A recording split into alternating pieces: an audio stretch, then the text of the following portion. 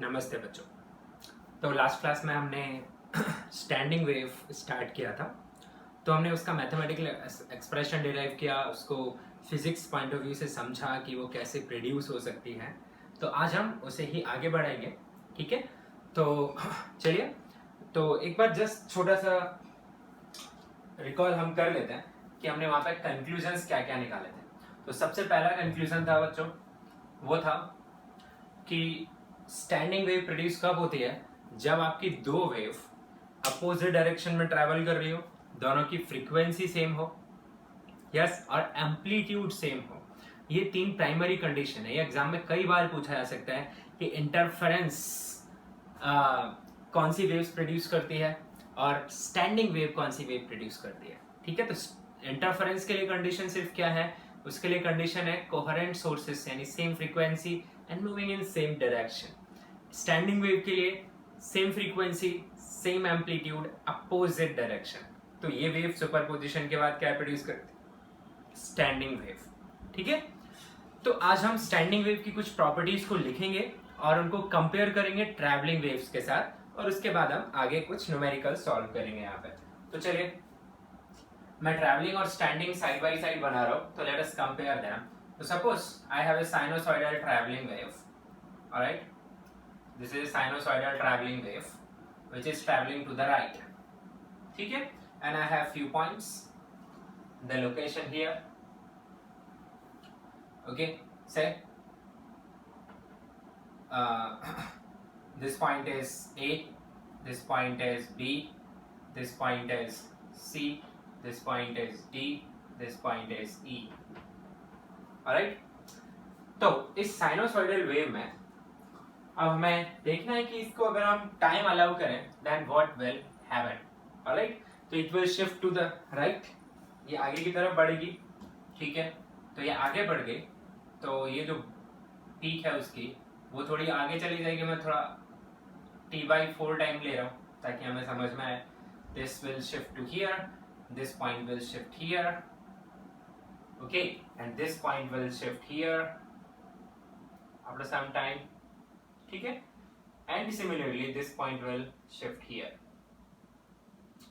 So I can have this arrangement here,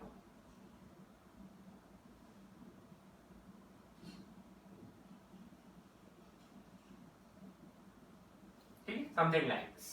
So what you can see, this is a traveling wave.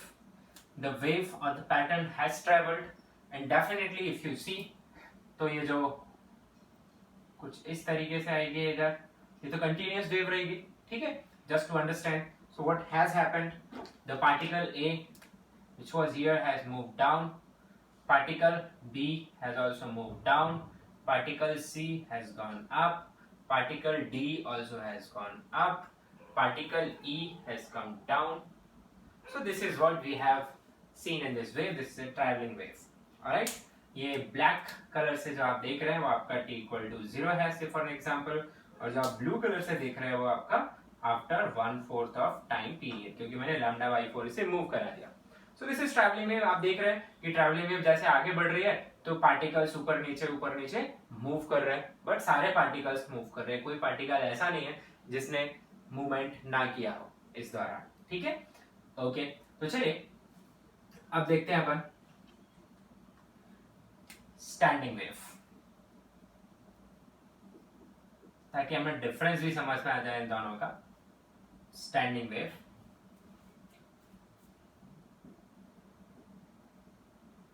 तो standing wave में क्या होगा,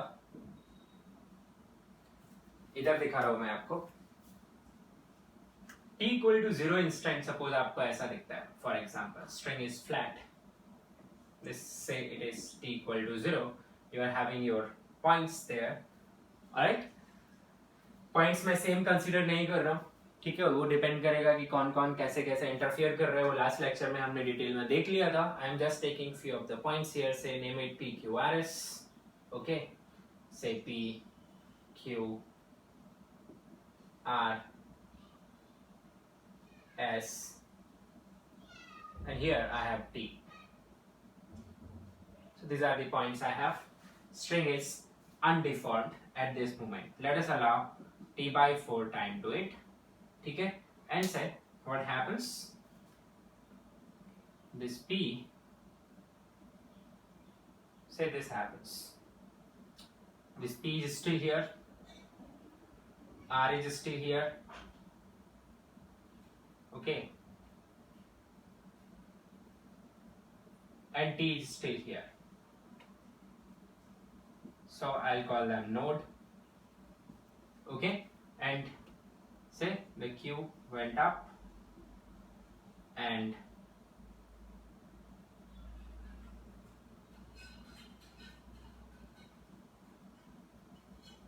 this s came down, so this is s, this is q, and here you have p rt.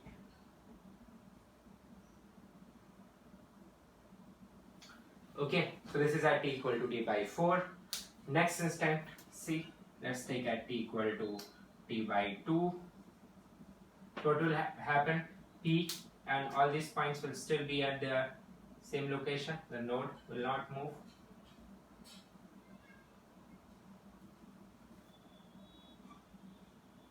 So you will see again this kind of arrangement. String is again straight. Okay, and here is P, here is Q, here is R, here is N, sorry T, ठीक है, and S. But one thing you should understand, ये जो Q है वो अभी move कर रहा है ऊपर की तरफ और S इसके पास वेलोसिटी है नीचे की तरफ. ये दोनों अभी किस पे आ गए? रेस्ट पे, ठीक है. They are at their extreme. Once again, now the Q is coming down and S is moving up, and all the particles between P and Q are coming down. All the particles here, they are moving up. These are the velocity vectors I can draw.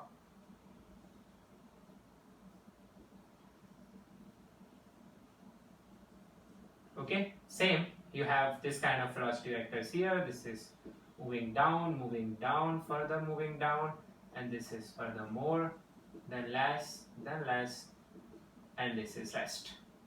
This is how the velocity profile looks like at this moment. At this moment, entire thing is at rest. हर एक particle अपने extreme पे है यहाँ पे. All are at extreme, ठीक है? All are at extreme. So entire energy is in the form of potential energy. Here entire energy is in the form of kinetic energy, ठीक है? Entire energy is in form of kinetic energy, and here entire energy is in form of potential energy. Alright, ऐसा नहीं है कि इसके बीच में और कोई इंस्टेंट एग्जिस्ट नहीं किए. There will be infinite instances between t equal to 0 and t equal to t by 4. And understand the difference here. In traveling wave, at all the moments, some or the other particles are having velocity. Few are at rest, few are having maximum velocity. Here, जैसे मैं अगर आपको mark करके बताऊं, तो traveling wave में formula होता है क्या? Velocity of particle. You have this formula. Velocity of particle is equal to minus of wave velocity into slope of string. ठीक है, हमने पहले काफी क्वेश्चंस भी सॉल्व किए इस पे. तो अगर मैं यहाँ पे बताऊं आपको कि कौन सा पार्टिकल किधर मूव कर रहा है ऑन द ब्लैक कर्व, तो जैसे एरोस तो आपको दिख ही रहे हैं कि कौन सा पार्टिकल कहाँ मूव किया है. मैं वेलोसिटीज दिखाने की कोशिश कर रहा हूँ. तो जो पार्टिकल ए है बच्चों, वो मूव कर रहा है नीचे की तरफ, है ना. पार्टिकल ए के पास ढेर सारी वेलोसिटी है, ठीक है. So this is moving with va. Particle B at this moment rest पे है. Particle C is having the velocity in this direction vc. Particle D अभी रेस्ट पे है, and particle E is having velocity in this direction, ठीक है, with VE. So this is a traveling wave. So you have certain particles which are having velocity, you have certain particles which are at rest. But in standing wave, what is the difference is, here there are instances when entire energy is in the form of kinetic, there are instances when entire energy is in the form of potential. Here there is no instance when entire energy of the wave is in the form of kinetic energy of particles or totally in the form of potential energy. यहाँ पे हमेशा दोनों में ही रहते हैं, जबकि यहाँ पे इंस्टेंसेस ऐसे आते हैं जिसमें वो 100% कन्वर्ट हो जाती है kinetic and potential में. वंस अगेन ये जो स्टेट आप देख पा रहे हैं इसमें क्या हो रहा है, इधर के जो पार्टिकल्स हैं, these particles they have now started, they'll be having velocity downward. Okay, so let me represent this way. So they have velocities like this. This is at rest. Alright, और ये लोग इनकी वेलोसिटी क्या रहेगी, ऊपर रहेगी. This is velocity diagram I am drawing. ठीक है. Now at t equal to 3t/4, t/4 और अलाउ कर दिया तो क्या होगा, then you will see this kind of thing.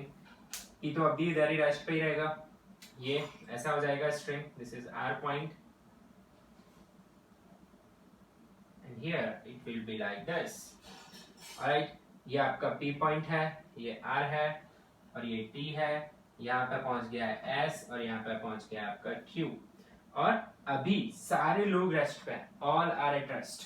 ठीक है, तो इस पर्टिकुलर टाइम पे entire energy here, entire energy is in form of kinetic. Similarly, entire energy is in form of potential in this case. ठीक है, and here all are at rest. तो हमें क्या क्या समझना है यहाँ पे वो बात देखिए. एक तो ट्रैवलिंग वेव में कभी भी ऐसा इंस्टेंट नहीं आता जब सारे पार्टिकल एक साथ रेस्ट पे आए, कोई ना कोई मूव कर रहा होगा. यहाँ पे वो इंस्टेंट आता है जब सारे पार्टिकल एक साथ रेस्ट पे आते हैं, जैसे ये, क्योंकि यहाँ सारे पार्टिकल अपने एक्सट्रीम पे एक साथ जाते हैं, सारे पार्टिकल अपनी मीन पोजीशन पे एक साथ आते हैं, सारे पार्टिकल अपने नेगेटिव एक्सट्रीम पे एक साथ जाते हैं. हाँ, डेफिनेटली दो कंसेक्यूटिव नोड के बीच के पार्टिकल पॉजिटिव एक्सट्रीम की तरफ जा रहे हैं, उसके एडजेसेंट लूप के पार्टिकल नेगेटिव की तरफ आ रहे हैं. मतलब इस इधर जितने भी पार्टिकल हैं, दो कंसेक्यूटिव नोड के बीच में जितने भी पार्टिकल हैं, उनका मोशन एक जैसा हो रहा है और उनके एडजेसेंट में जस्ट अपोजिट हो रहा है. तो हम क्या बोलेंगे कि बिटवीन टू कंसेक्यूटिव नोड सारे पार्टिकल सेम फेज में ऑसिलेट कर रहे हैं और एडजेसेंट नोड के अक्रॉस बात कर रहे हैं. यहाँ का कोई पार्टिकल यहाँ के साथ देखे तो ये आउट ऑफ फेज है, पाई का फेज डिफरेंस है यहाँ पे. Same here you can check. However in travelling wave, okay, किसी भी पार्टिकल की फेज सेम नहीं होती है. आपको पता है कि हर लैम्डा के बाद फेज कितने से चेंज हो जाएगा, 2 पाई रेडियन से. ठीक है, हालांकि 2 पाई रेडियन का फेज डिफरेंस सेम फेज ही बोलते हैं हम practically, but yes travelling wave में मैं आगे जाऊंगा तो मैथमेटिकली मेरी फेज हमेशा बढ़ती है. जबकि यहाँ पे बात करें तो यहाँ पे दो पर्टिकुलर नोड्स, ठीक है, कॉन्जिक्यूटिव नोड्स, इनके बीच के पार्टिकल किसमें होते हैं, सेम फेज में. Across node particles opposite phase में होते हैं.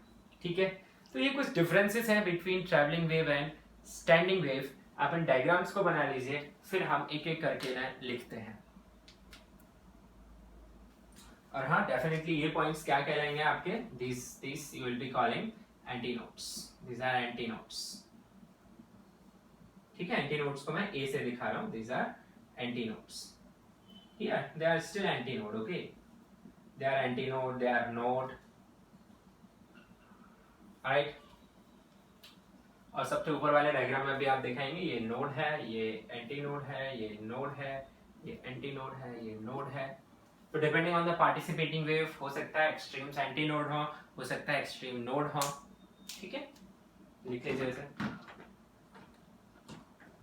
अब हेडिंग लिखिए properties of standing waves.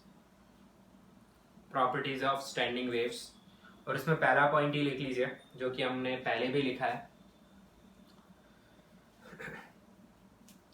These are produced when two traveling waves having same frequency,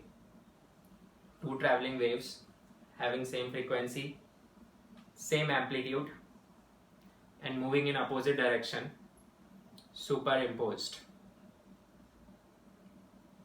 Okay, second point लिखिए. Amplitude of, do not confuse amplitude with displacement. Amplitude is called is the maximum displacement, and in traveling wave all the particles will have their maximum displacement same, but they'll not have it together, but जब भी उसको अपना maximum displacement मिलेगा वो same ही होगा पुराने के maximum के जैसा, पर स्टैंडिंग में ऐसा नहीं है। जैसे ये पार्टिकल इसका मैक्सिमम डिस्प्लेसमेंट 0 ही है, यहाँ का पार्टिकल सिर्फ इतना ही डिस्प्लेस हो रहा है मैक्सिमम, ये सबसे ज्यादा डिस्प्लेस हो रहा है। तो ये बात हम लिख रहे हैं, the amplitude of all particle in standing wave is not same, is not same.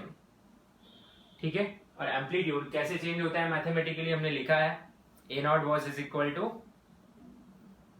है ना, 2a cos kx, जो हमने डिराइव की थी इक्वेशन। cos की जगह साइन भी आ सकता है, अभी मैं आपको थोड़ी देर में बताऊंगा। तो तीसरा पॉइंट लिखिए। अच्छा, ये बात आपको ऑलरेडी पता है, कुछ पॉइंट्स है जो परमानेंटली रेस्ट पर रहते हैं। लिखिए, there are points which are always at rest, which are always at rest, called nodes,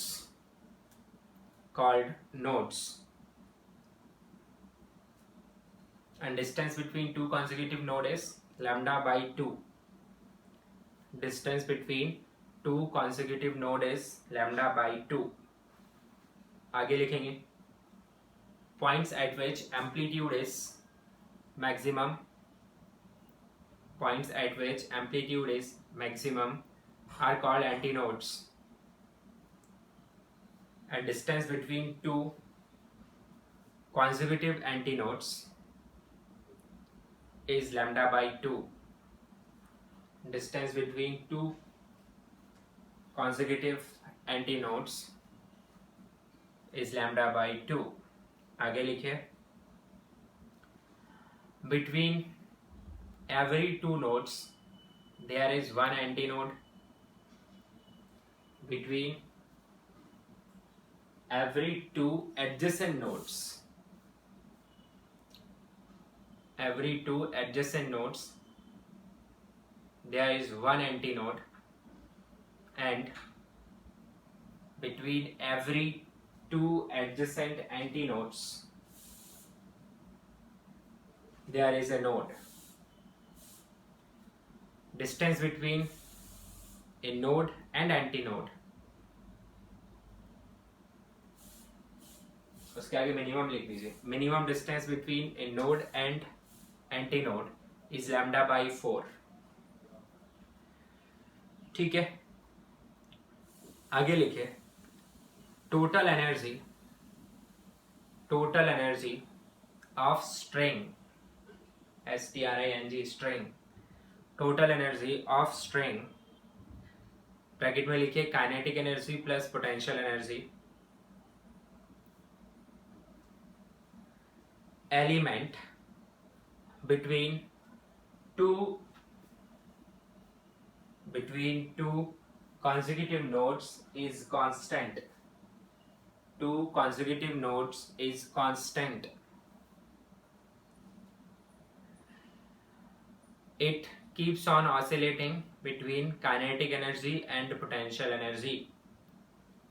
It keeps on oscillating between kinetic energy and potential energy with time. And very important point जिसमें हम गलतियां करते हैं, लिखिए, all the particles oscillating between two consecutive nodes are in same phase. All the particles oscillating between two consecutive nodes are in same phase. Phase क्या क्या बताती है? Position and direction of motion. तो ये लोग बिल्कुल एक ही तरीके से मूव कर रहे हैं, एक साथ ऊपर जा रहे हैं, एक साथ नीचे आ रहे हैं, तो ये सेम फेज में है, जबकि ये वाले ये भी सेम फेज में है और ये इनके साथ अपोजिट फेज में है। तो हमने लिखा है अभी, all the particles oscillating between two consecutive nodes are in same phase. और लाइन चेंज करके लिख लीजिए, पार्टिकल्स अक्रॉस ए नोड, यानी इधर का एक पार्टिकल और इधर का दूसरा पार्टिकल, एक नोड के दोनों तरफ इक्वी डिस्टेंट होना जरूरी नहीं है, इधर का कोई भी पार्टिकल इधर के किसी भी पार्टिकल के साथ। ठीक है, हाँ, आप एक और छोड़ देंगे तो वापस से सेम फेज में आ जाएंगे। तो हम लिख रहे हैं, all the particles across A node, ठीक है, एक नोड के लेफ्ट साइड कोई भी पार्टिकल और राइट साइड का कोई भी particle are in opposite phase. All the particles across a node are in opposite phase. That is, they have phase difference of pi radian.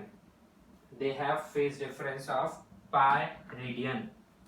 अब जैसे मैंने सिर्फ 2 ही लूप दिखाए हैं, मैं अगर नंबर ऑफ लूप थोड़ा बढ़ा दूं, जैसे यहाँ पे एक और लूप दिखा दूं, है ना, मैंने 2 और दिखा दिए, तो अगर आप इस लूप और इस लूप को कंपेयर करेंगे तब तो ये किस में आ जाएंगे, सेम फेज में. पर आप इन दोनों को कंपेयर करेंगे तो ये अपोजिट फेज में. यहाँ का कोई भी पार्टिकल, यहाँ का कोई भी पार्टिकल, यहाँ के किसी भी पार्टिकल के साथ कितना फेज डिफरेंस रखेगा, पाई रेडियन. यहाँ का कोई भी पार्टिकल यहाँ के साथ 0 या फिर 2 पाई का फेज डिफरेंस बोल सकते हो, 0 बोलना चाहिए ideally, they are in same phase. ठीक है भाई, तो ये कुछ बातें हैं जो कि हमें ध्यान रखनी है as property of standing waves. ठीक है, अब फटाफट डिफरेंस लिख लेते हैं ट्रैवलिंग एंड स्टैंडिंग वेव में. तो अपने पेज को 2 हिस्सों में बांट लीजिए. ठीक है, एक तरफ लिखिए स्टैंडिंग वेव और दूसरी तरफ लिखिए ट्रैवलिंग वेव. अब स्टैंडिंग वेव में पहला पॉइंट लिखिए,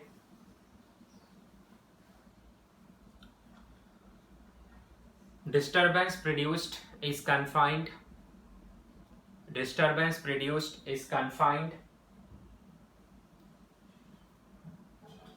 to the region where it is produced.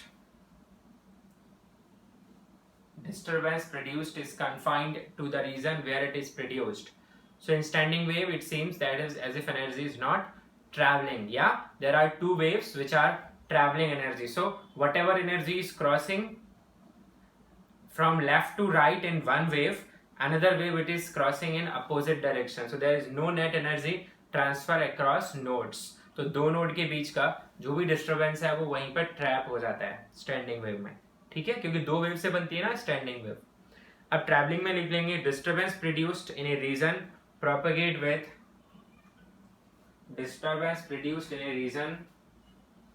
With a definite velocity called wave velocity. तो जो हमने चैप्टर स्टार्ट किया था बच्चों, जो हम बोलते थे कि इक्वेशन ऑफ वेव बताओ, उससे हमारा डायरेक्ट मतलब रहता था ट्रैवलिंग वेव. ठीक है, तो कुछ नहीं मेंशन्ड है, you have to consider wave as travelling wave. Standing आपको लिखा हुआ मिलेगा. ओके, दूसरा पॉइंट लिखिए स्टैंडिंग वेव में, different particles have different amplitudes. या उससे ज्यादा अच्छा तरीका रहेगा, not all particles have same amplitude. ऐसे लिखिए, कट करिए डिफरेंट वाला पॉइंट. तो हम लिख रहे हैं किसमें, स्टैंडिंग वेव में, not all particles have same amplitude. Travelling में लिख लिए all particles have same amplitude.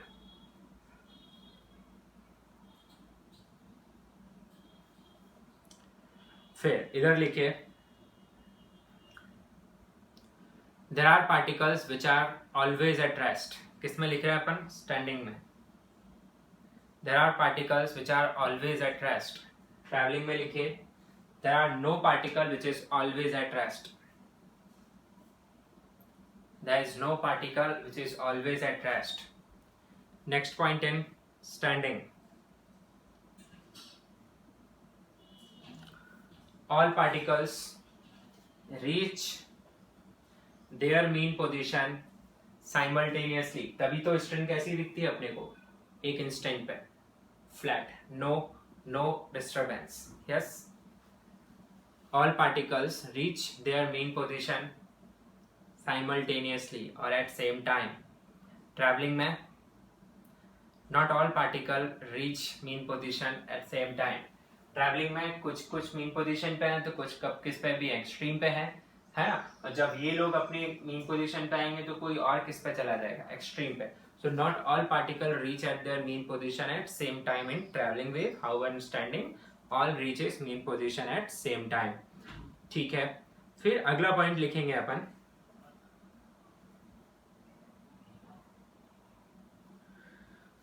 Standing में energy between 2 nodes is confined energy between two nodes is confined. इसी में लिखे, स्टैंडिंग में ही आगे इसी पॉइंट में, energy does not cross a node. I'm talking about net. There is no net energy transfer across node. Traveling में लिखे, there is no such point across which energy does not transfer. There is no such point across which energy does not transfer at all time. तो travelling wave में हर point से कभी ना कभी power transmit हुई होगी, जबकि स्टैंडिंग में नोड से कोई नेट पावर ट्रांसफर नहीं होती. तो ये कुछ डिफरेंसेस है, ठीक है, जो कि किस किस के बीच में किए जा सकते हैं between travelling wave and standing wave. ठीक है, चलिए अब देखते हैं कि कौन कौन सी टाइप की इक्वेशन स्टैंडिंग वेव को रिप्रेजेंट कर सकती है. ट्रैवलिंग वेव तो हमने बहुत देख लिया है. अब हमारा चैप्टर का रुख पूरा का पूरा मुड़ चुका है काफी दिनों से साइनोसॉइडल वेव्स के लिए. स्टार्टिंग का 1 या 2 लेक्चर ही हमने देखा था जब हम जनरल बात कर रहे थे, और उसके बाद हम बातें कर रहे हैं किसके बारे में, साइनोसॉइडल. ठीक है, तो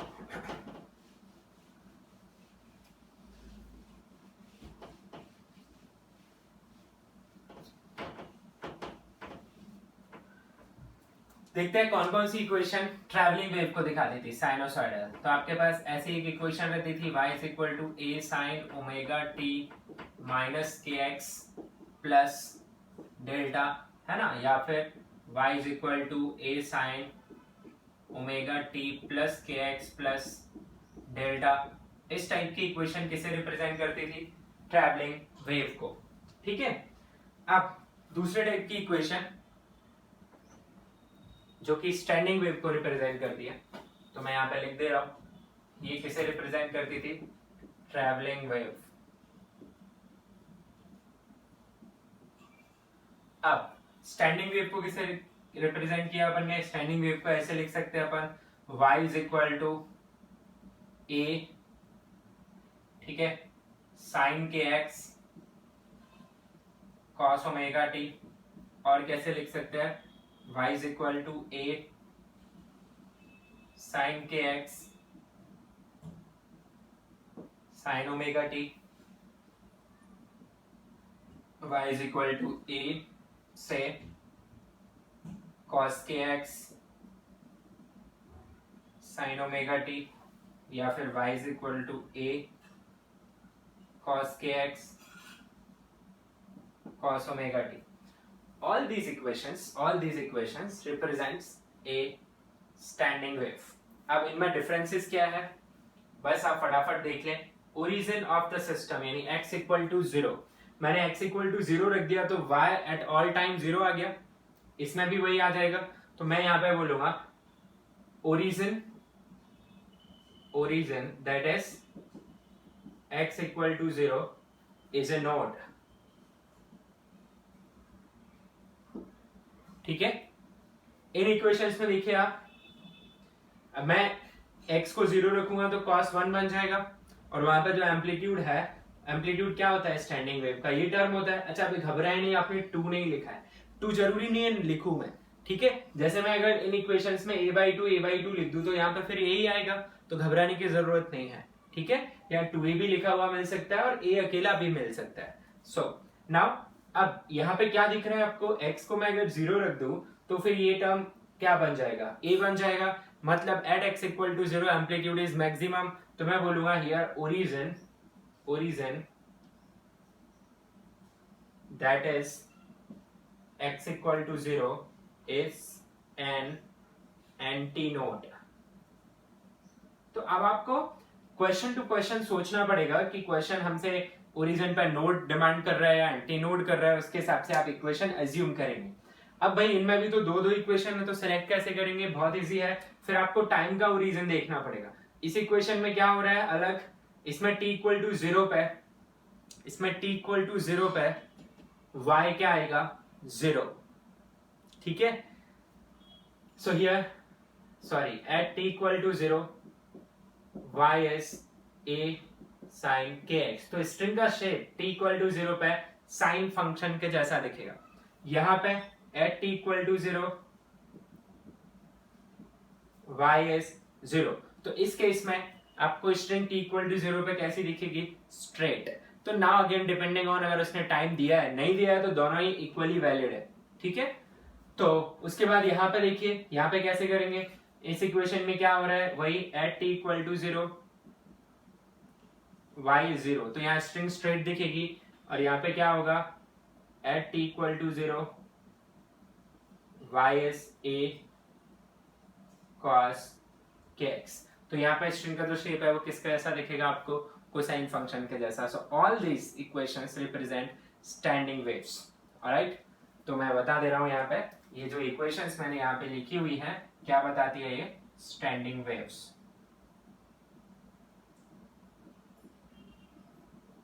ठीक है। इन जनरल आप कैसे पता करेंगे कि कोई इक्वेशन स्टैंडिंग वेव है कि नहीं, तो इस तरीके का साइन या साइन कॉस इनका प्रोडक्ट दिखेगा आपको। So y is equal to a sine of kx plus delta 1 into sine of kx plus delta 2। I am sorry, एक टर्म ओमेगा टी होगा, ठीक है। ये अच्छा, साइन कॉस का इंटरचेंज तो आपको आते है पाई बाय 2 के फैक्टर में, साइन कॉस में, कॉस साइन में। सो इन जनरल आपको क्या ध्यान रखना है, साइन के एक्स और साइन ओमेगा टी के टर्म अगर मल्टीप्लाई हो रहे हैं तो वो स्टैंडिंग वेव है। ऐसा भी हो सकता है cos k x cos omega t, it is as good as sine k x sine omega t, sine k x cos omega T, cos k x sine omega t. Yes, this can happen, alright. In general product of sine k x and sine omega t term क्या represent करेगा, standing wave, ठीक है। So it is standing wave. तो ये तो simple mathematics हो गई, इसे आप नोट कर लीजिए।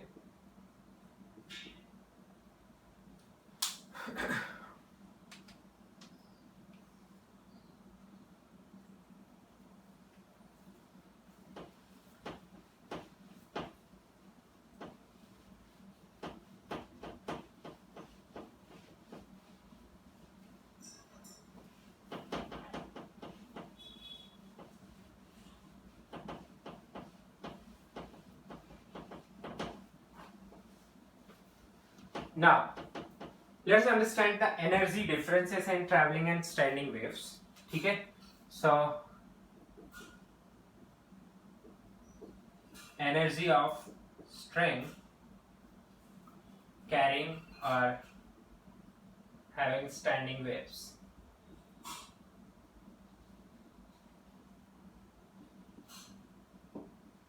ठीक है, सपोज आपके पास एक स्ट्रिंग है और उसमें स्टैंडिंग वेव्स हैं, ठीक है। ये पॉइंट थोड़ी देर के लिए मान ले रहा हूं मैं नोड है, यहाँ पे फिर से नोड है और मान लो यहाँ पर भी नोड है। सिर्फ मैं डिराइव कर रहा हूँ, वो जनरल रहेगा आपका, दोनों नोड के बीच का गैप सेम ही रहेगा एक स्ट्रिंग पे।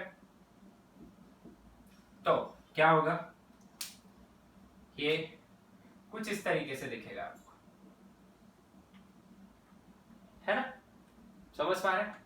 अच्छा, ये साइमल्टेनियस नहीं है कि स्ट्रिंग ऐसी भी ऐसी भी, ये कोई एक अलग मूवमेंट है, ये अलग मूवमेंट है, कभी कभी ऐसे भी दिखा देते हैं।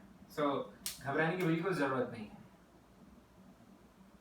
इसका मतलब ये नहीं कि स्ट्रिंग 3 टुकड़ों में बट गई, इसका मतलब है ये एक इंस्टेंट है, ये दूसरा इंस्टेंट है, ये तीसरा इंस्टेंट है, मतलब ये लूप इसी में ऑसिलेट कर रहा है। फिलहाल के लिए मैं एक ही रखता हूं ताकि कंफ्यूजन ना हो। तो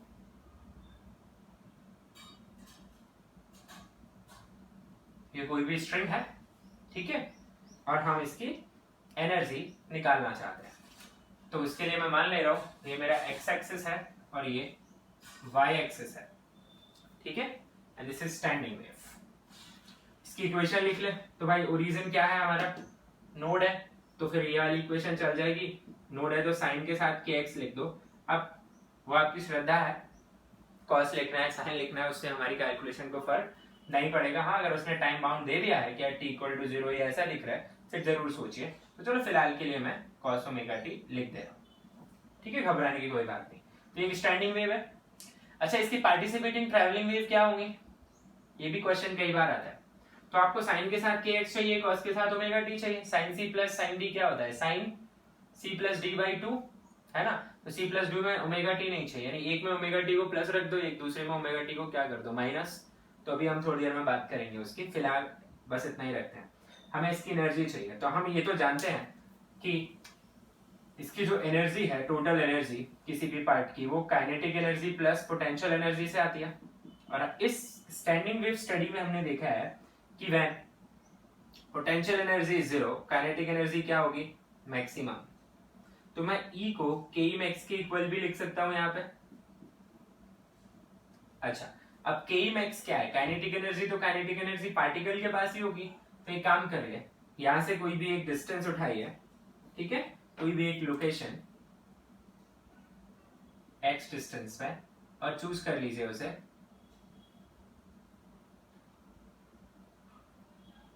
dx, ठीक है, ये पार्ट है। इसके पास कुछ ना कुछ वेलोसिटी होगी, है ना। अगर कोई इंटरमीडिएट इंस्टेंट दिखा, जैसे फिलहाल इस इंस्टेंट पे तो इसके पास कोई वेलोसिटी नहीं है, पर हाँ कभी ना कभी तो ये अपनी मेन पोजीशन पे आया होगा, तब इसके पास काइनेटिक एनर्जी होगी। तो क्या लिखोगे आप इसकी छोटी सी टोटल एनर्जी, तो मैं लिखने जा रहा हूं total energy of dx element at x equal to x। इसे मैं लिख रहा हूं de, ये आएगा मेरे पास हाफ इसका मास dm इंटू वीपी का स्क्वायर। और वीपी भी नहीं चलेगा, मुझे मैक्स चाहिए काइनेटिक एनर्जी, तो वीपी मैक्स का स्क्वायर। और वीपी मैक्स तो क्या होती है, ए omega.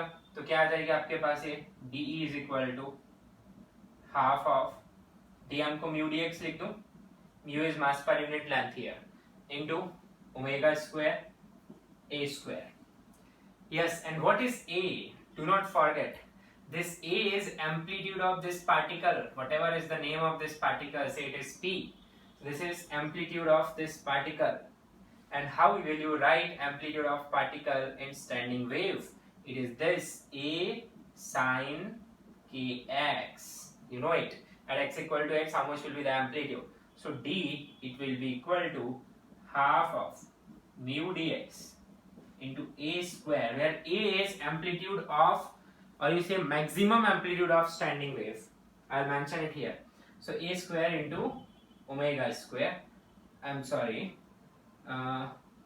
Select that. Omega square a square sin square kx.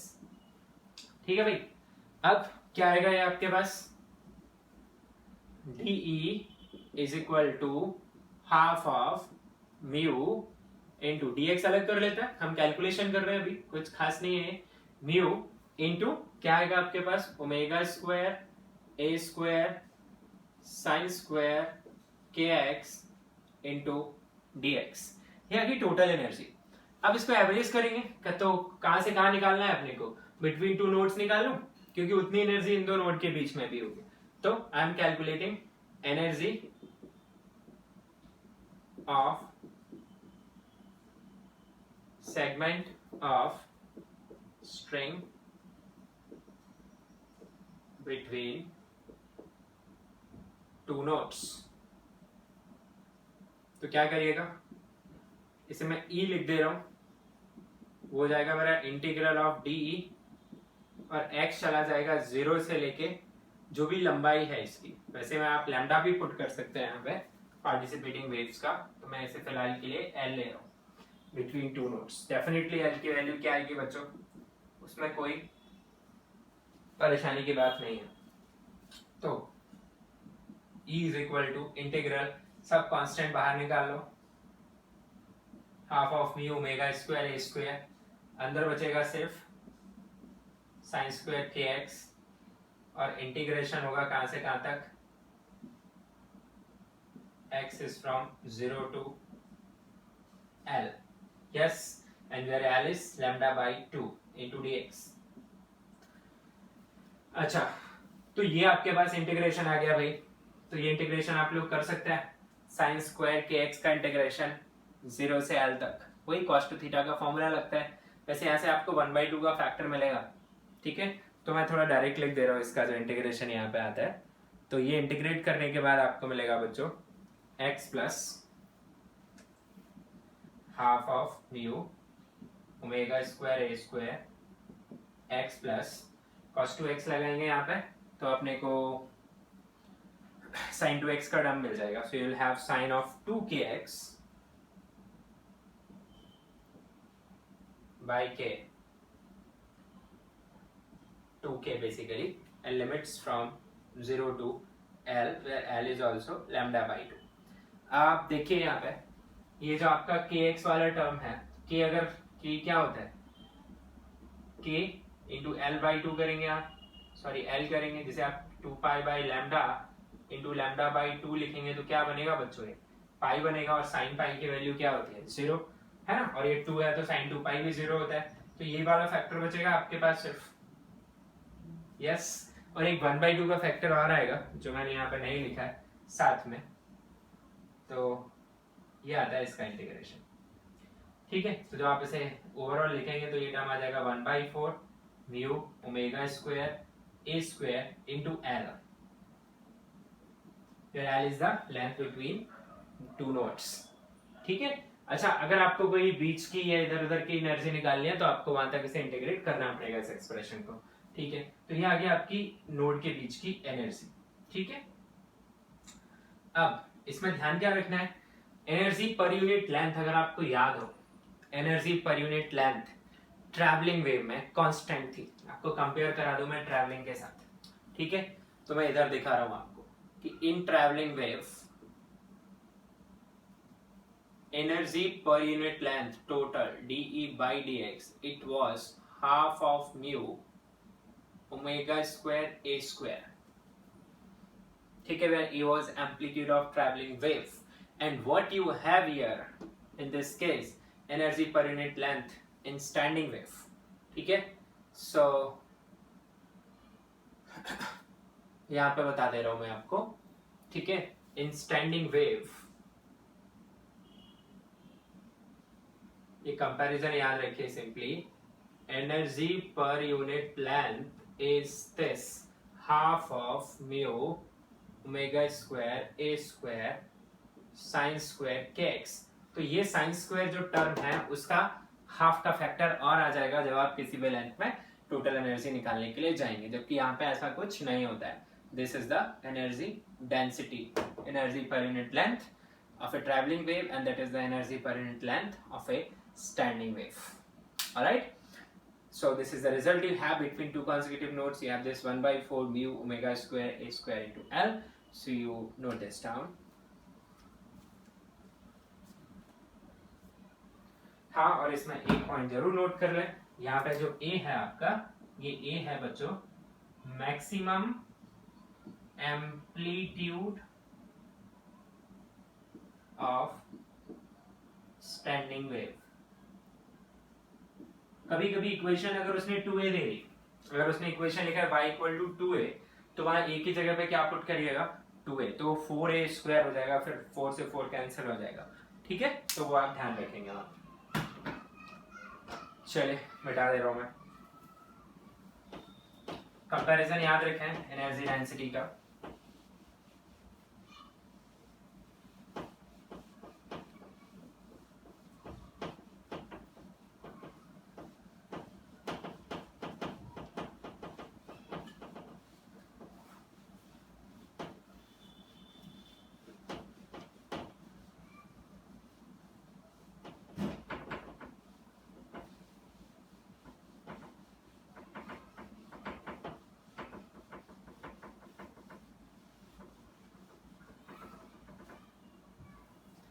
Okay,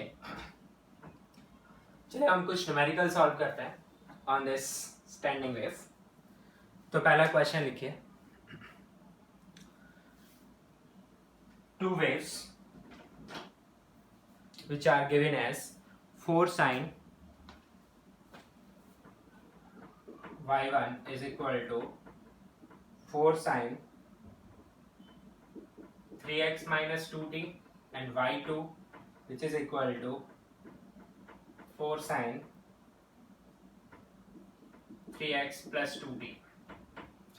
ये दो waves हैं, x is measured in centimeters and y is also measured in centimeters and t in seconds, ठीक है, x y in centimeters and t in seconds। So these waves superimpose, ठीक है। तो सबसे पहला मेरा पॉइंट है फाइंड मैक्सिमम डिस्प्लेसमेंट, इसे मैं डायरेक्ट क्या भी लिख सकता था, amplitude at x is equal to, कोई भी पॉइंट मैं यहाँ पे रख सकता हूँ, ठीक है। से x की वैल्यू को मैं ले रहा हूँ π/2, यानी कितनी दूरी पे पूछ रहा हूँ मैं, 1.57 सेंटीमीटर। तो बताइए कि what is the maximum amplitude. ये दोनों वेव वहां पहुंच रही है मीडियम में, तो सुपरपोजिशन है ना। आप चाहें तो एक एक करके y1 पहले निकाल लें, y2 बाद में निकाल के और y1 y2 ऐड कर दें, चलेगा, कोई दिक्कत नहीं है मुझे, ठीक है। और उसमें सिर्फ एम्पलीट्यूड पूछा है, वहां डिस्प्लेसमेंट क्योंकि ये तो बताया नहीं ना किस टाइम पे है। तो आप सबसे पहले इसका सुपरपोजिशन करिए, तो इसकी इक्वेशन लिखिए। अब आपको क्या दिख रहा है, 3x, तो फटाफट साइन सी साइन डी का फॉर्मूला लगाइए, तो ये 8 हो जाएगा, है ना। 2 साइन a प्लस b/2, तो 2t कैंसिल हो जाएगा, तो ये आ जाएगा साइन ऑफ 3x, आएगा कि नहीं। और बाद में cos लगाएंगे, cos ऑफ 2t, तो this is what the equation you have. यहाँ से उल्टा भी सीखिए, साइन के साथ जब kx का टर्म आ रहा है तो आपका kx प्लस है और t माइनस है, समझ रहे हैं। और cos के साथ जब kx का टर्म आएगा वो कब होगा, जो मैंने क्लास में लिया था, ओमेगा t माइनस kx एक वेव थी और ओमेगा t प्लस kx थी, ठीक है। तो चलो पुट करते हैं यहाँ पे, तो y इज इक्वल टू, मुझे तो एम्पलीट्यूड चाहिए ना, जैसे अपन a नॉट बोला करते थे, तो a नॉट की वैल्यू क्या आ गई यहाँ पे, 8 साइन 3x, तो रखिए x को, तो a नॉट आ जाएगा आपके पास 8 साइन 3π/2, कितना होता है -1, सो a नॉट इज -8। अब घबराने की बात नहीं है भैया ना, क्योंकि -8 का मतलब ये नहीं कि मैक्सिमम एम्पलीट्यूड नेगेटिव है, आप इसका क्या ले सकते हैं, मॉड, क्योंकि जितना नीचे जाएगा उतना वो ऊपर भी जाएगा, तो आप बोल देंगे मैक्सिमम एम्पलीट्यूड या sorry maximum displacement is equal to 8 centimetre at this location. I hope it is okay with you. Next point जो आपको फाइंड करना है, find position of nodes and anti nodes.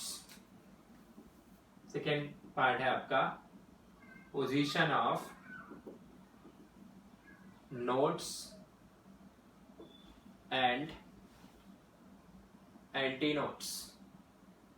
ये कैसे करोगे, ये इक्वेशन तो आ ही गई है, तो नोड का लोकेशन, नोड मतलब होता है जिसके लिए एम्पलीट्यूड ही 0 हो जाए, यानी ये 8 साइन 3x 0 हो जाए, तो नोड के लिए पहले बात कर लेते हैं, location of node will be writing 8 sine 3x equal to 0, रटना कुछ भी नहीं है। अच्छा साइन 0 हो रहा है तो इसको क्या लिखोगे, n पाई, जहाँ n कहाँ से कहाँ जा सकता है, 0 1 2 एंड सो ऑन, तो x आ जाएगा आपके पास n π/3, आ जाएगा कि नहीं, n going from 0 1 2 and so on, तो x आ जाएगा मेरे पास, एक तो 0 ही आ जाएगा, दूसरा π/3 आ जाएगा, सेंटीमीटर्स में चल रही है ना, दूसरा अगला क्या आ जाएगा आपके पास 2π/3 centimetre, 3π/3 centimetre, so these are the locations. So pi यहाँ पे कितना रहेगा बच्चों, पाई रहेगा 3.14 या 22/7, so these are the locations where nodes will be present. Okay, then antinodes.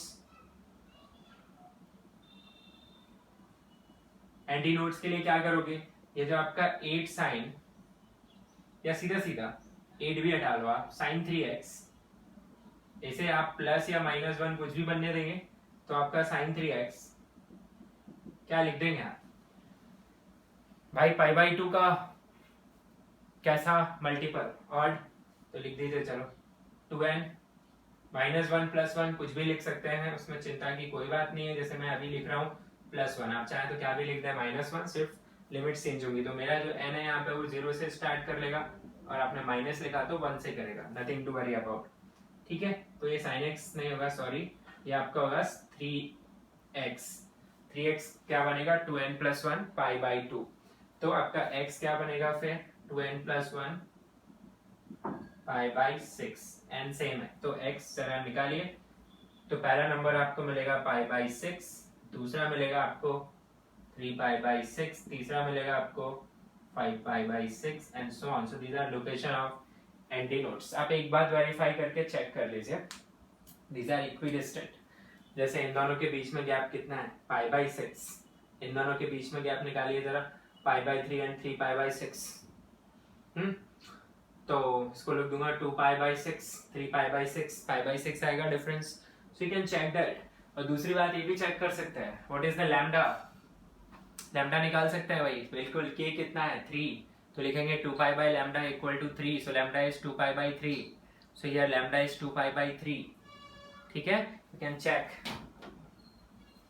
अगर मैं लैम्डा पूछूं तो फटाफट के इज 3, so which is 2π/λ, so lambda is 2π/3 centimetre. Anyway omega भी पता है आपको, yes. Omega of standing wave, lambda of standing wave वही रहता है जो पार्टिसिपेटिंग वेव का है, बस एम्पलीट्यूड में फर्क पड़ता है। इनका पार्टिसिपेटिंग वेव का एम्पलीट्यूड अगर a है तो स्टैंडिंग वेव का मैक्सिमम एम्पलीट्यूड 2a होता है। अगर स्टैंडिंग वेव का मैक्सिमम एम्पलीट्यूड a है तो पार्टिसिपेटिंग वेव जो ट्रैवलिंग है उनका एम्पलीट्यूड a/2 होगा। ठीक है, बस इतना ध्यान रखिएगा। तो यहाँ पे ओमेगा कितना है, ओमेगा है 2 रेडियन पर सेकेंड। ठीक है, अब जरा चेक करो कि हर दो नोड के बीच में गैप λ/2 होता है। तो जरा λ/2 देखो कितना आएगा, π/3 आएगा। अब चेक करो, हर दो नोड के बीच का गैप π/3 है, हर दो एंटी नोड के बीच का गैप π/3 है। ठीक है, दैट इज λ/2। ऑलराइट, तीसरा पार्ट इसी क्वेश्चन का हम सॉल्व करेंगे, और वो है बच्चों फाइंड velocity of particle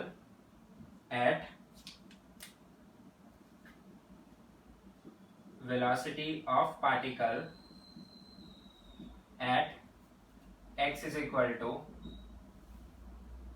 चलो मैं यही ले लेता हूं जो मैंने फर्स्ट पार्ट में लिया था, π/2 centimetre at t equal to से t इक्वल टू π/4 सेकेंड्स। अब पार्टिकल वेलोसिटी कभी भी पूछा जाए, ये आपकी ओवरऑल वेव है, this is what is the disturbance is there in the medium. Particle velocity पूछ रहा है, कुछ भी चेंज नहीं करना है, आइडियाज अब भी वही है। पार्टिकल वेलोसिटी हमेशा किसके इक्वल ही आएगा, rate of change of displacement. तो del y by del t निकाल सकते हो आप यहाँ पे, बिल्कुल। ये वाला टर्म फिक्स रहेगा, कोई चेंजेस नहीं, x कांस्टेंट की तरह ट्रीट होगा। ठीक है, इसमें कोई चेंज नहीं, 8 sin 3x।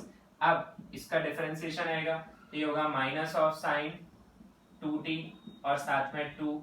तो भाई ये कितना आ गया, vp का जो फंक्शन आना है minus of 16 sin 3x sin 2t। तो ये है आपका वेलोसिटी। आप इसमें x और t पुट कर देंगे तो आपको पार्टिकल वेलोसिटी मिल जाएगी। ठीक है, तो vp आ जाएगा आपके पास minus of 16 sine of 3 π/2, x मैंने π/2 दिया है आपको और टाइम दिया है π/4, सो 2π/4।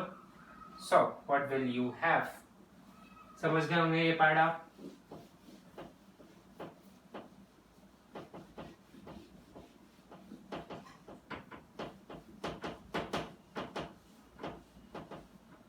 तो ये आ जाएगा आपके पास vp is equal to minus minus plus हो जाएगा, 3π/2 -1 बनता है, तो ये आएगा आपके पास +16 इंटू, वो भी साइन π/2 है, तो आपके पास आंसर आ गया यहाँ पे 16 सेंटीमीटर पर second. So it is the particle's velocity at t equal to π/4 and x is equal to π/2।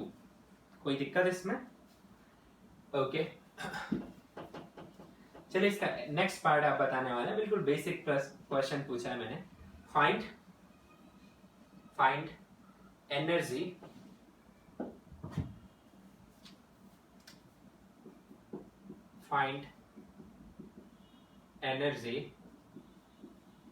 Of string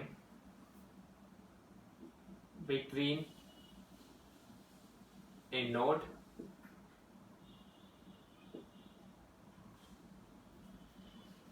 and mid of node and antinode।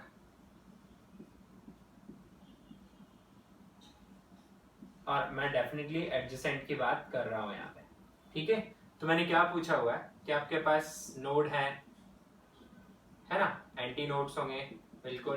तो मैं पूछ रहा हूँ इतने पोर्शन की एनर्जी, कहाँ से कहाँ तक की, नोड से एंटी नोड और नोड के बीच की एनर्जी। तो ये जो दूरी है बच्चों वो λ/8 हो जाएगी, सही बात है ना, क्योंकि यहाँ से यहाँ तक की डिस्टेंस कितनी होती है λ/4, right, node and anti node के बीच की। तो ये λ/8 हो गई। मुझे इस डिस्टेंस का क्या चाहिए, आई वांट एनर्जी। तो इसके लिए आप क्या करिए फटाफट, एनर्जी का formula, energy per unit length बिल्कुल नहीं भूलना है, dE/dx it was what 1/2 mu omega square a square sin square kx।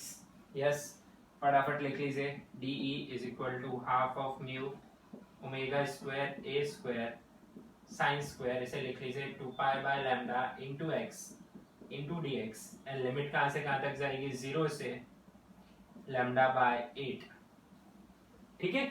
और इसे इंटीग्रेट कर लीजिए, कोई इशू नहीं है अपने पास, ठीक है। तो ये एनर्जी आ जाएगी। अब बस ध्यान रहे ए क्या है, A is amplitude of standing wave. तो कितना है यहाँ पे 8, वो सब वगैरह अपन को पुट करना पड़ेगा, बाकी हम देखेंगे म्यू वगैरह कैसे मिलेगा हमें। तो half of mu omega square A square से इंटीग्रेट करेंगे अपन साइन स्क्वायर के एक्स। तो वैसे मैंने अभी अभी किया था, साइन 2x cos 2x के फॉर्मूले से होगा, तो इसका इंटीग्रेशन निकलेगा x plus cos of twice of this which will be 4πx/λ divided by this number, ये जो आपका k दिख रहा है just 2π/λ, ठीक है। So it will be here and limit is going from 0 to λ/8, ठीक है। अब भाई x की जगह λ/8 पुट करके देखो आप, x की जगह λ/8, आई एम सॉरी cos नहीं आएगा, ये sin आएगा, ठीक है। तो मैं ये पार्ट मिटा रहा हूँ जिससे मैं इसे सॉल्व कर सकूं। एवरेजिंग मत कर देना, ठीक है, इंटीग्रेट ही करेंगे अपन। और जिन लोगों को ये इंटीग्रेशन कैसे लिख रहा हूँ ये समझ नहीं आ रहा है, उनके लिए हिंट दे रहा हूँ मैं कि इसे कैसे करेंगे सॉल्व। आप you will be writing sign square k x, इसे कैसे लिखेंगे, इसे लिखिएगा 1 cos 2x का फॉर्मूला होता है 2 cos स्क्वायर x माइनस 1 या फिर 1 माइनस 2 sin स्क्वायर x, तो it will be 1 minus cos 2kx by 2।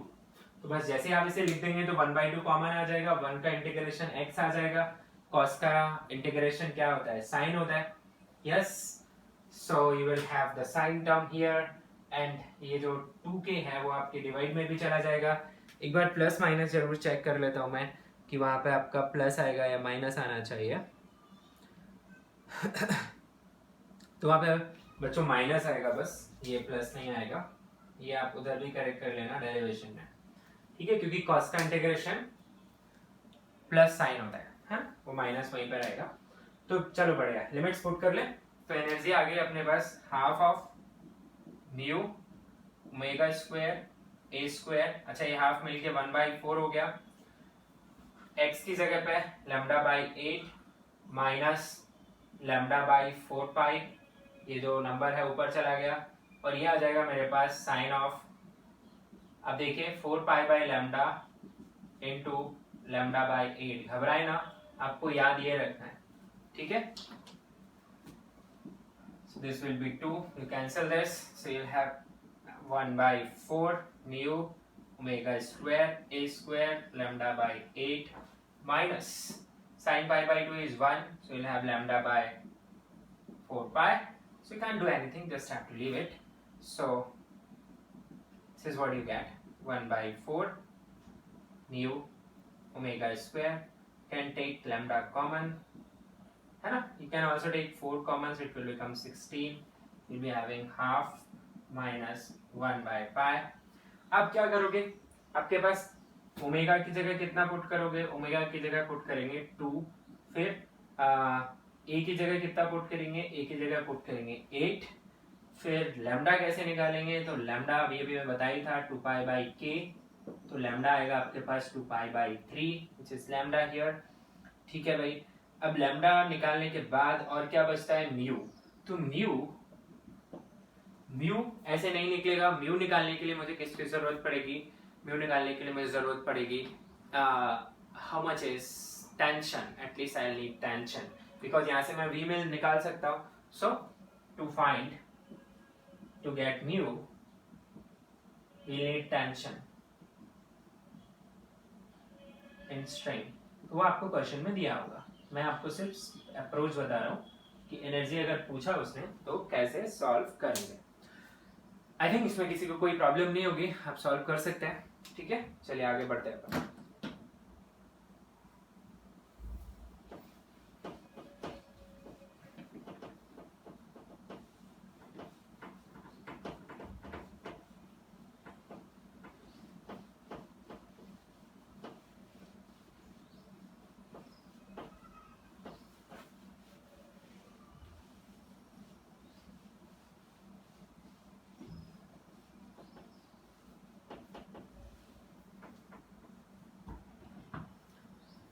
Okay चलिए नेक्स्ट क्वेश्चन लिखते हैं अपन। लिखिए, two travelling waves of equal amplitude, two travelling waves of equal amplitude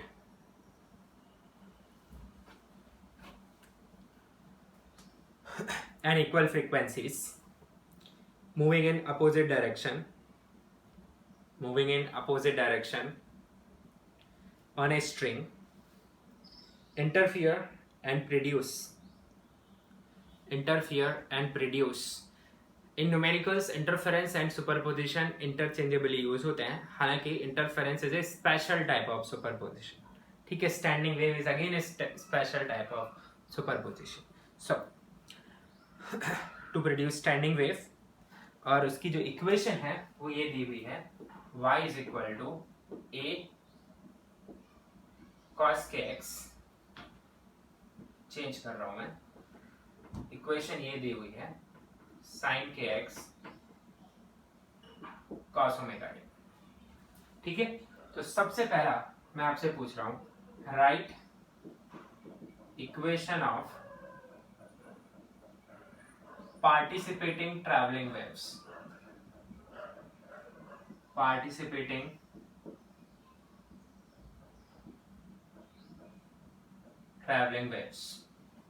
ठीक है, कैसे निकालेंगे। अब पार्टिसिपेटिंग ट्रैवलिंग वेव की इक्वेशन निकालने के लिए आपको उल्टा सोचना पड़ेगा। Definitely you will write this. सबसे पहले तो स्टैंडिंग वेव का एम्पलीट्यूड a है, तो पार्टिसिपेटिंग वेव का एम्पलीट्यूड a/2 होगा, जस्ट डबल होता है। ठीक है, तो a/2 साइन ऑफ, आपके पास दो चॉइसेस है। जैसे सपोज अपने को ये आदत पड़ गई, omega T minus k x लिख दिया और दूसरा लिख दिया a/2 sine of omega T plus k x. ठीक है, अब क्या चेक करिए, इनको जब मैं ऐड करूंगा sine C plus sine D करूंगा तो क्या आता है 2 साइन सी प्लस डी। तो जब मैं सी प्लस डी करूंगा तो के एक्स कैंसिल हो जाएगा, यानी साइन के साथ कौन आएगा, ओमेगा टी आएगा। ठीक है, तो अगर मैं इनसे y is equal to y1 plus y2 निकालूंगा तो मुझे ये इक्वेशन मिलेगी, a sine omega T cos k x. जबकि ये इक्वेशन तो हमें दी नहीं है, कोई दिक्कत नहीं है, हमें साइन के साथ के एक्स चाहिए ना, तो इक्वेशन को स्टार्ट भी के एक्स से करिए, ओमेगा टी को माइनस कर दीजिए। तो आपके पार्टिसिपेटिंग वेव्स की जो इक्वेशन है बच्चों वो क्या आएगी फिर, y1 is equal to a/2 sine of kx minus omega T, ये भी राइट में ही ट्रैवल कर रही है, और दूसरी a/2 sine of what kx plus omega T. अब इसमें आप चेक कर सकते हैं कैसे, y1 प्लस y2 क्या करेंगे, a/2 sine of c plus d/2, तो 2a हो जाएगा भाई, है ना, 2a हो जाएगा तो a आ जाएगा, c प्लस d करेंगे तो आपके पास 2kx/kx आ जाएगा, और फिर cos ऑफ सब्ट्रैक्ट करेंगे तो आपके पास ओमेगा t आ जाएगा। सो this is what you have, तो ये आपका आंसर आ जाएगा बच्चों।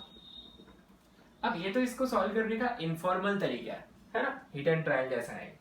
दूसरा तरीका क्या है, इन जनरल तरीका ये है जो कि मैथमेटिकली लंबा है, हम एग्जाम में ट्राई नहीं करेंगे।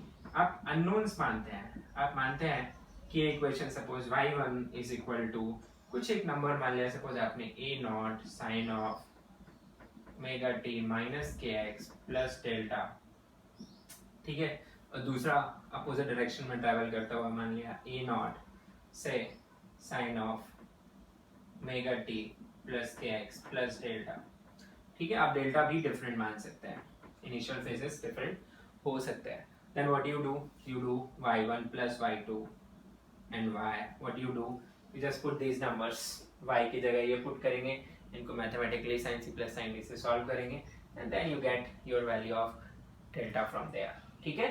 सो this is the actual way of solving which we will avoid in most of the times, but if asked you can use this, ठीक है। समझ गए ये पार्ट अपन, ठीक है भाई।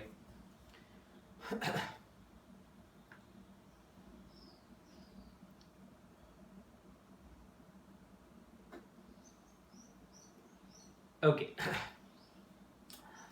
चलो ये भी बता दो मुझे कि what is velocity of travelling wave. इस इक्वेशन से वेलोसिटी ऑफ ट्रैवलिंग वेव फटाफट बता देंगे कि नहीं, लिख लीजिए वेलोसिटी ऑफ ट्रैवलिंग वेव।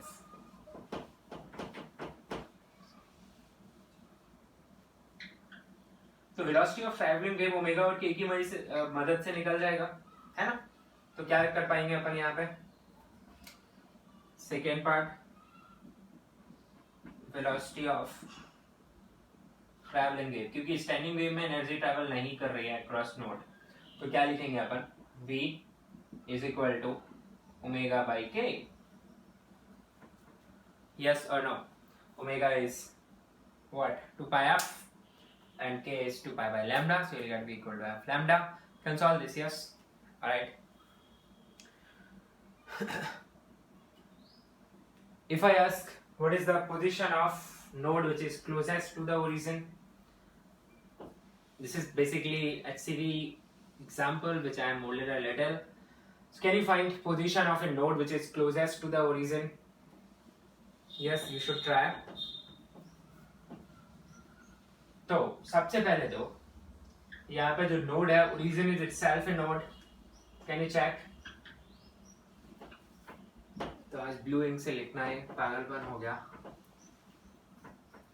खैर, तो I am asking position of node, और I should ask anti node closest to origin.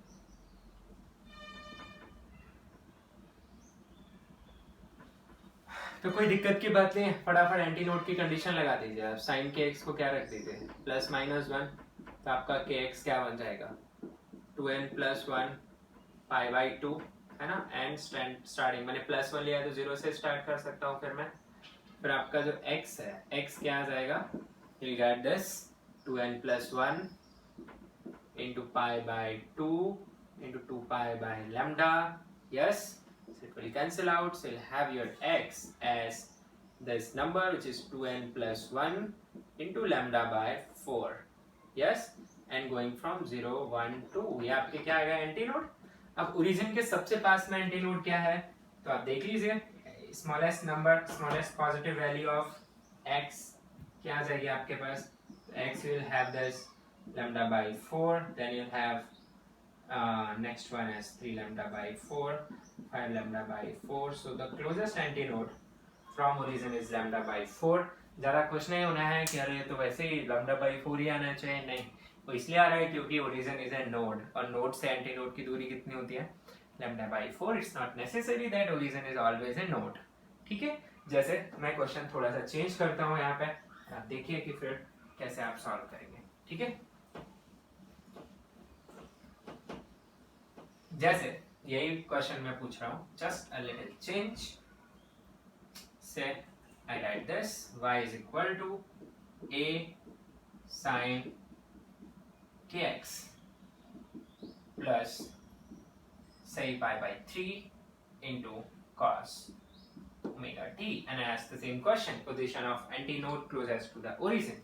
So how your calculation will change, this is a, first of all it's it's not a travelling wave, kx and omega T के term multiplication में, तो क्या लिखोगे आप? You will be right condition of anti node, है ना, condition of anti node, तो क्या लिखोगे? Sine of kx plus pi by 3, इसकी जगह पे क्या प्लस और minus 1, so right kx plus pi by 3 is equal to 2n plus 1 और साथ में पाई बाई 2, यस, तो आपके पास आएगा kx is equal to 2n plus 1 pi by 2 minus pi by 3, you know n will be going from 0, 1, 2 and so on, so n will be going from 0, 1, 2 and so on, so आपके पास x कितना आ गया भाई? फिर x आ रहा है के नीचे जाएगा तो 2n plus 1 pi by 2 divided by 2 pi by lambda, so I'll have lambda by 4 as usual there, minus pi by 2 3 divided by 2 pi by lambda, so I'll have lambda by 6, n is going from 0, 1, 2 and so on so on. Alright, अभी मैं जब put करूंगा तो मेरे पास x की जो values आएंगी वो जरा देखिए क्या आएंगी, तो मेरे पास x की वैल्यूज आएंगी। फिर क्या, सबसे पहला n को 0 पुट किया तो lambda by 4 minus lambda by 6, comma 3 lambda by 4 minus lambda by 6, 5 lambda by 4 minus lambda by 6 and so on so on. So this is my answer. So it's not always lambda by 4. Is that clear? So क्योंकि यहाँ का origin is not a node, origin की condition भी आप निकालेंगे तो कुछ node की कंडीशन निकालेंगे तो कुछ और आएगी, ठीक है। चलिए let me see if I have more question. Yes, let's solve one more question on standing wave, then we'll move on. लिखिए, a string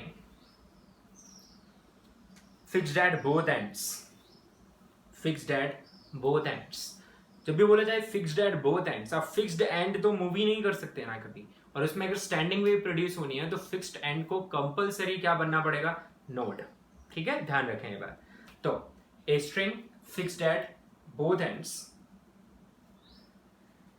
is 8.4 meter long, is 8.4 meter long and has mass 0.12 kilogram, has mass 0.12 kilogram and tension 96 Newton, tension 96 Newton. Okay, it is set in oscillations, it is set in oscillations.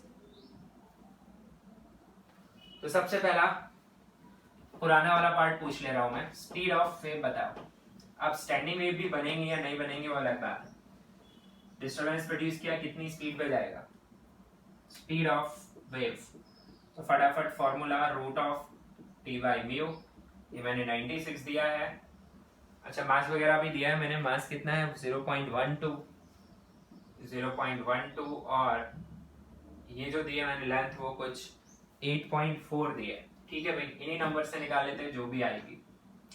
तो 96 into 8.4 divided by 0.12, तो ये decimal हटा लेते हैं अपन, तो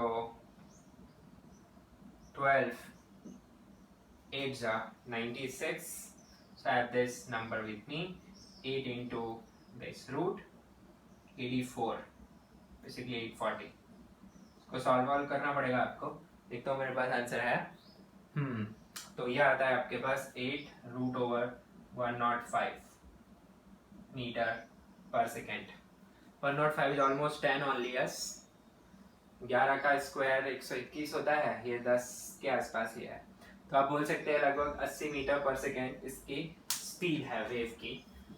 अब ये question मैंने पूछा है एक्चुअली सेकेंड पार्ट के लिए, तो सेकेंड पार्ट लिखिए, find maximum possible wavelength, find maximum possible wavelength of A travelling wave travelling wave which can produce standing wave. अब अकेली ट्रैवलिंग वेव तो प्रोड्यूस नहीं करती, पर ट्रैवलिंग वेव जाके फिक्स्ड एंड से रिफ्लेक्ट होके आएगी। ट्रैवलिंग एक ऑलरेडी है और एक रिफ्लेक्ट होके आ रही है कंटिन्यूस वेव। वो क्या करेंगे, वो करेंगे इंटरफियर और वो प्रोड्यूस कर सकती है स्टैंडिंग वेव। क्वेश्चन समझिए। फिक्स्ड एंड्स, नोड लंबाई है हमारे पास, बोल रहा है ट्रैवलिंग वेव की मैक्सिमम वेवलेंथ बताइए जिससे ये स्टैंडिंग वेव बना सके।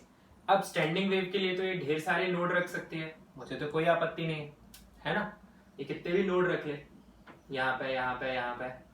तो अगर ये बहुत सारे नोड रखेगी और हर दो नोड के बीच की दूरी कितनी होती है, λ/2। तो सपोज इसके पास n ऐसे लूप है, ठीक है, तो आप क्या लिखेंगे, L must be equal to n λ/2। तो लैम्डा को क्या लिखेंगे आप, 12/n। अब मैं अगर n को बढ़ाता जाऊंगा, n is just an integer जिसकी वैल्यू 1 2 3, अब 0 का तो कोई मतलब नहीं है ना, एटलीस्ट दो नोड तो है ही ना, they are compulsory, they are fixed end. तो n 1 से स्टार्ट हो रहा है यहाँ पे। अब भाई n जितना बड़ा रखेंगे लैम्डा उतना छोटा आएगा, तो लैम्डा की जो मैक्सिमम वैल्यू है वो कितनी आ सकती है, 2l। मतलब सिर्फ दो ही नोड हो, जो फिक्स्ड एंड है वही नोड हो, और वो वाइब्रेट कैसे करेगी, या तो ऐसे, या फिर स्ट्रेट रहेगी, या फिर ऐसे ही नीचे, है ना, तीनों एक ही साथ दिखा दे रहा हूं मैं। तो what is the answer, you got twice of length. How much is the length, 8.4, so you get 16.2 metre. यानी ज्यादा से ज्यादा कितना लंबा वेवलेंथ इसमें स्टैंडिंग वेव प्रोड्यूस कर पाएगा, 16.2 मीटर।